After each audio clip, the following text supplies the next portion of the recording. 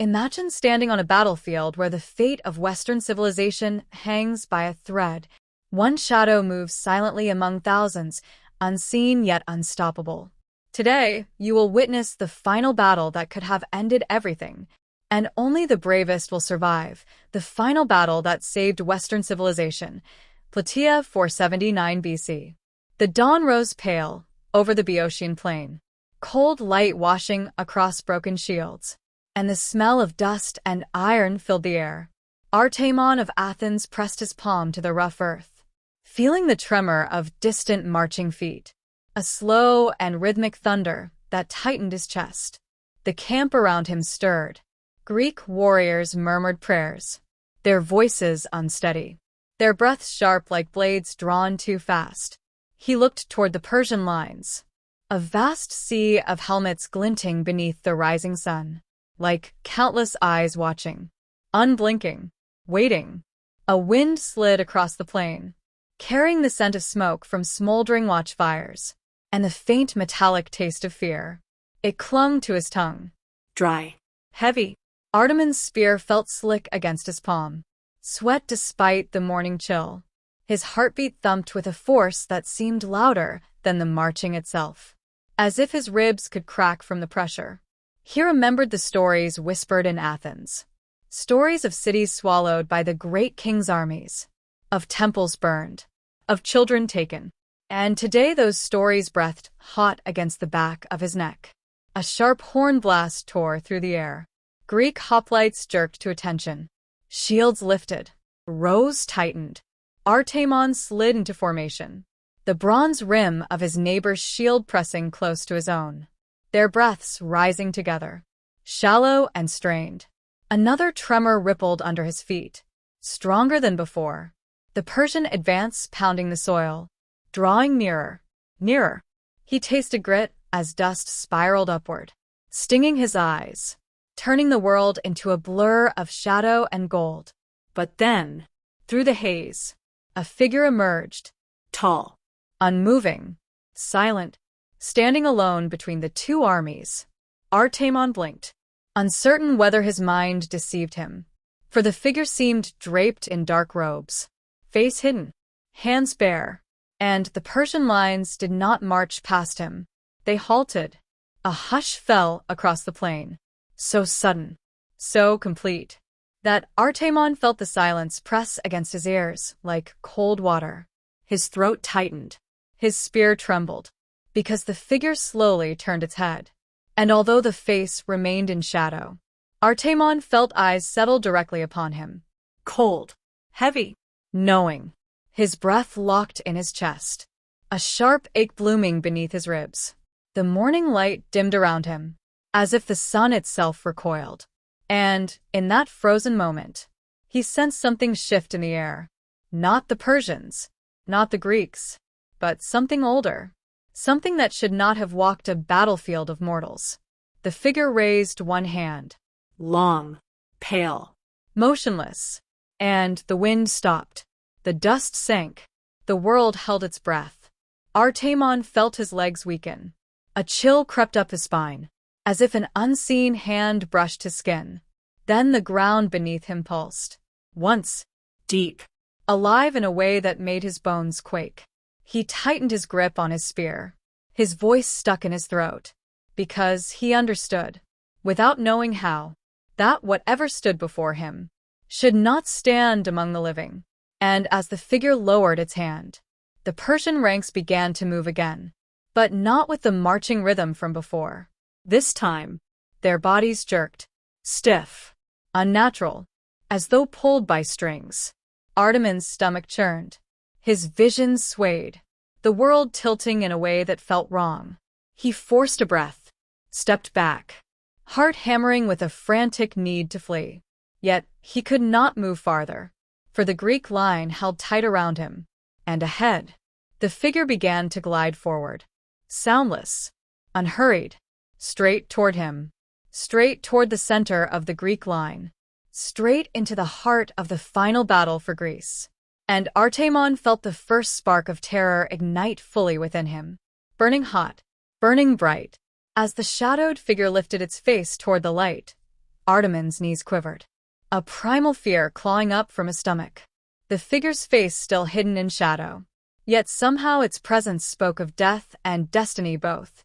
Around him, the Greek lines shifted nervously, warriors muttering under their breath, shields rattling, spears trembling in hands that once felt steady. The ground beneath the figure seemed to ripple, as if it moved not on earth, but through it, a vibration that sank deep into Artemon's bones, chilling marrow and muscle alike. He tasted iron again, but this time sharper, thicker, like the battlefield itself had turned to blood. The figure's robe whispered across the soil, silent, yet carrying the weight of an impossible power. Artemon's eyes darted to his commander, who met his gaze with a grimness that stole hope. No orders came, no rallying cry, only the stark realization that today might be their end.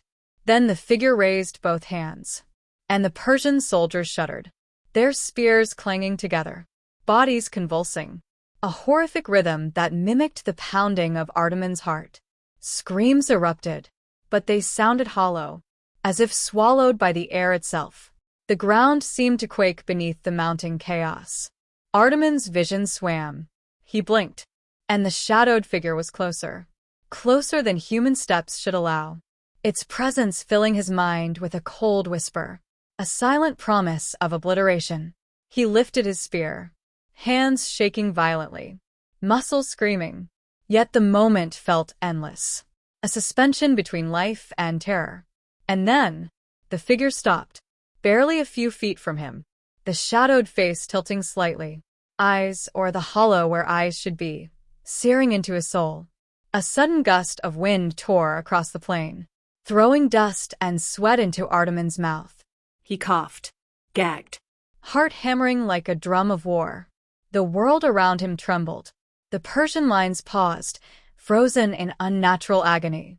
The Greek lines gripped their spears tighter. But even their courage seemed fragile under the weight of what had come. Artemon felt the spear slip in his hands, cold fear rooting him to the spot. And, in that moment, he understood the terrible truth. This battle was no longer about men, no longer about city or empire. It had become something else entirely, something older, something that would decide the fate of Western civilization itself. The shadow leaned closer. The silence pressed harder, and Artemon felt the first true pang of despair, a knowledge that he had never known the full scale of terror. Until now. Then the figure exhaled, a sound that was not sound, a force that seemed to pull at the very air.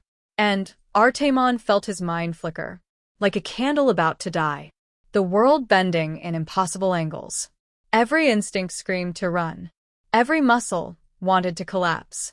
Yet he stood, rooted by awe and horror, by the understanding that fleeing was not an option. And in the instant before the shadow acted, time seemed to fracture, moments stretching, folding, cracking. The battlefield held its breath, the fate of Greece hanging on a knife's edge. Artemon could hear the blood pounding in his ears, see the terror mirrored in every face around him, feel the pulse of the earth through his boots, and know that the end, or something worse, was coming. The shadowed figure's movement was imperceptible at first, a tilt of the head, a shift in weight, yet the air itself seemed to bend around it. Artemon's hands clenched his spear until the wood groaned, his knuckles white, his breath ragged and shallow, every nerve on fire with dread. Then it stepped forward, silent, impossible, each footfall leaving no mark, yet shaking the very soil beneath him. The Persian soldiers trembled and fell to their knees, convulsing like marionettes, screaming without sound, their faces twisted into expressions of ancient terror. Greek warriors cried out, but their voices felt hollow. Even the wind seemed to retreat, as though the world itself feared what had come. Artemon's eyes widened. He saw the figure raise its hand, and a shockwave of unnatural force rippled through the air. It struck him like icy fire, burning through his chest, twisting his vision, and forcing him to his knees. The battlefield blurred. Dust and blood swirled into a storm that stung his eyes. He heard metal scream as shields collided, and yet the sound felt distant, as if coming from another world. The shadow lowered its hand slowly, and the ground itself seemed to obey. Persians were thrown backward. Shields shattered. Armor splintered into jagged pieces. Bones cracked beneath invisible pressure. Artemon swallowed hard, his throat dry, his vision swimming, every instinct screaming that this was no mere battle. This was a reckoning. A soldier nearby whimpered, then froze mid-breath, eyes wide, falling silent. The shadow's gaze had found him, and the fear radiated outward like a storm. Artemon's heart pounded so violently he thought it might burst. He stumbled forward, spear raised, useless in the face of this horror. Every muscle begged him to flee. Yet something stronger held him, a stubborn, desperate need to survive. To see the dawn after this night. The figure advanced further, its presence swallowing the battlefield. A void among men, a harbinger of annihilation. And then, it spoke, not in sound, but in the marrow of Artemon's bones.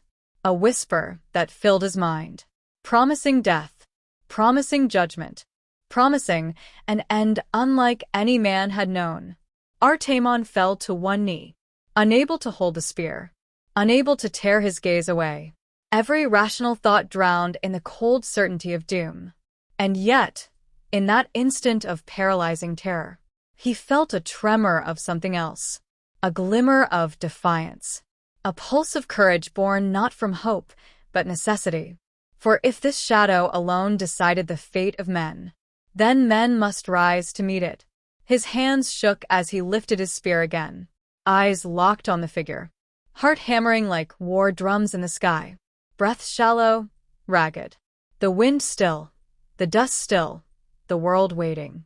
And Artemon realized the final battle had truly begun, not with swords clashing, not with shields breaking, but with the very soul of Western civilization standing against the impossible. Artemon's legs trembled beneath him. Every step toward the shadow felt heavier than the last, as if the earth itself resisted his defiance. The figure halted, its presence pressing down like a living weight.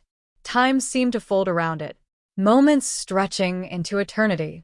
Artemon raised a spear, hands slick with sweat, eyes burning from dust and terror.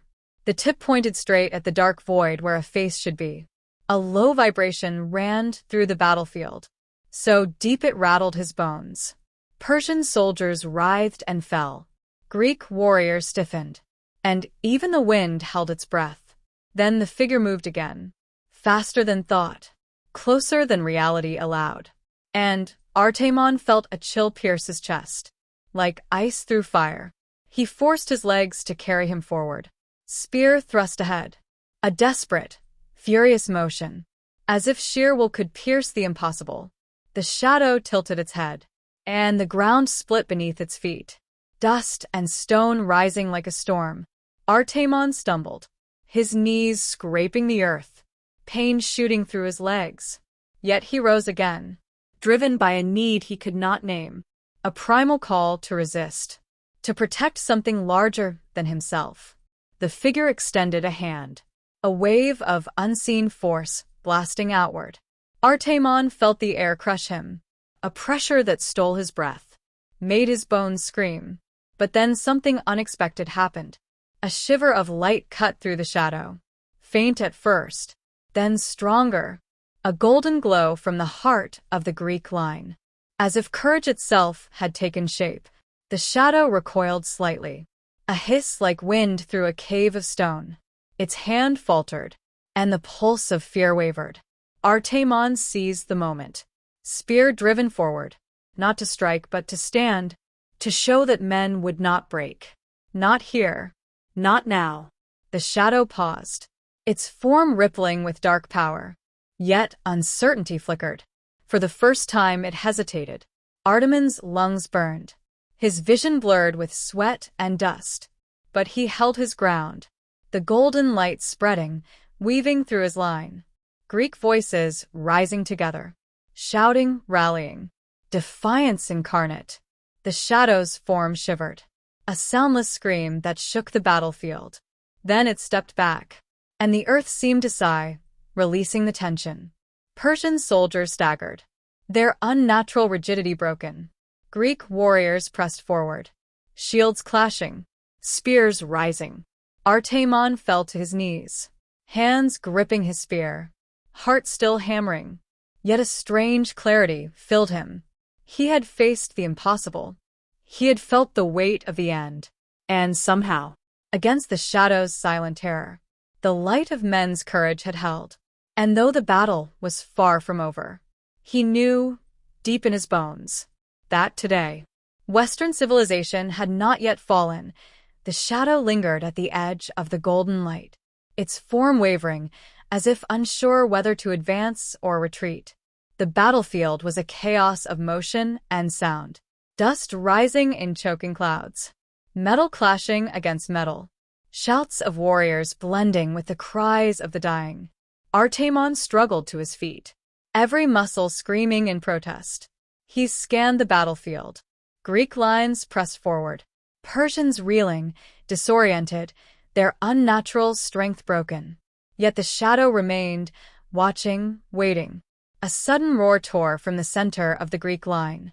A single warrior had charged, spear raised, defiance shining in his eyes. And the shadow recoiled, shrinking from the audacity.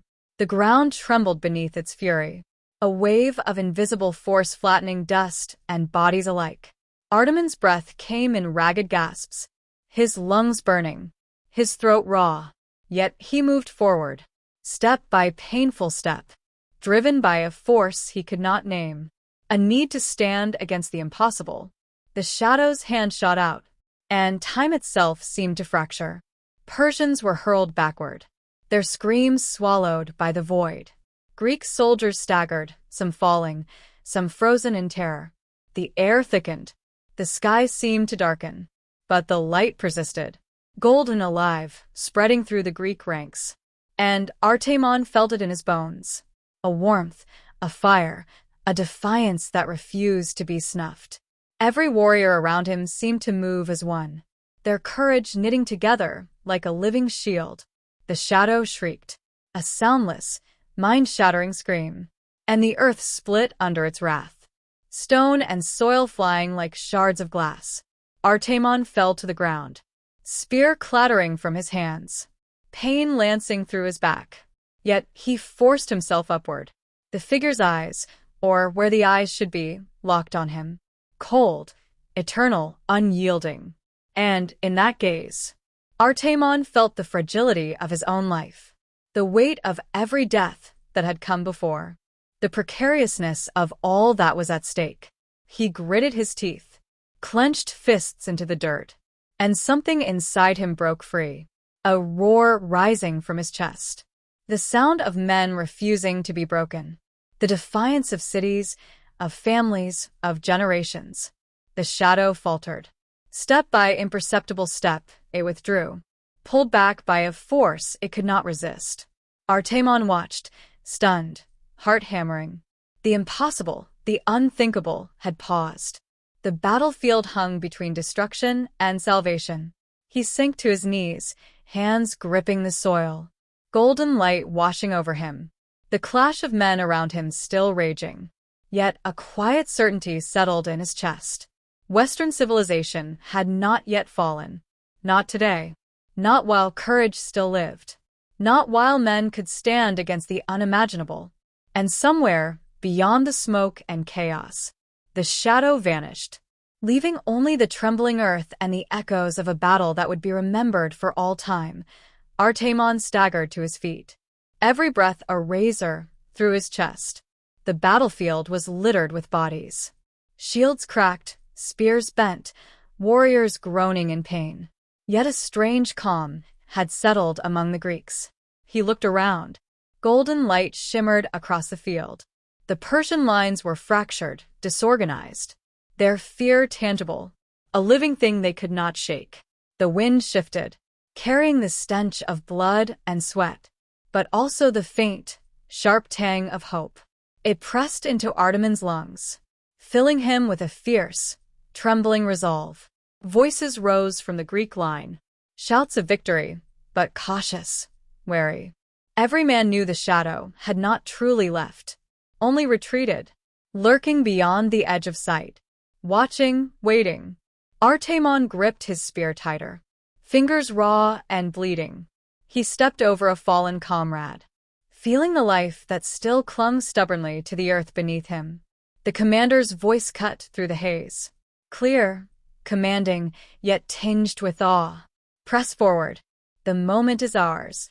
Men surged ahead, shields clanging, spears thrusting, their courage fueled by something larger than fear, a determination that this day would not be the end. Artemon joined the advance, every sense alert, every heartbeat a drum of war. The ground trembled under the weight of thousands. Yet the shadow had not returned, and in that absence, a strange fear lingered, a whisper in the corners of his mind, a memory of the figure's gaze, cold, eternal, unyielding, a reminder that the war was larger than men, larger than armies.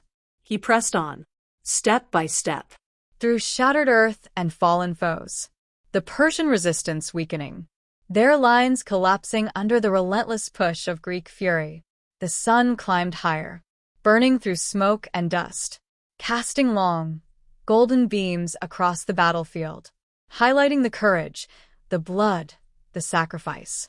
Artemon's legs ached, his hands raw, his body screaming to stop. Yet he moved forward, because he understood. Victory was not given. It was seized. Moment by moment, breath by breath, life by life.